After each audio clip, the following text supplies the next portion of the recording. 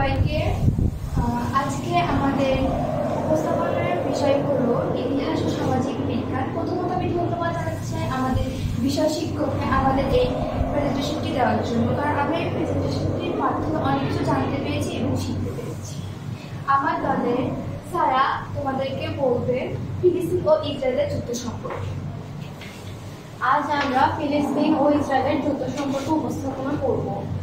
হামাসের নেতৃত্বে ফিলিস্তিন সশস্ত্র গোষ্ঠীগুলো 2023 খ্রিস্টাব্দের 7 অক্টোবর গাজা উপত্যকা থেকে ইসরায়েলের বিরুদ্ধে একটি বড় আকারের আক্রমণ শুরু করে। হামাস থেকে অপারেশন আলাস্কা ফ্লাড নামে অভিহিত করে।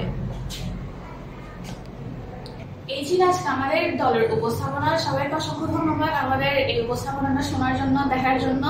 আজকে এটুকুই আমাদের উপস্থাপনা। সবাইকে ধন্যবাদ।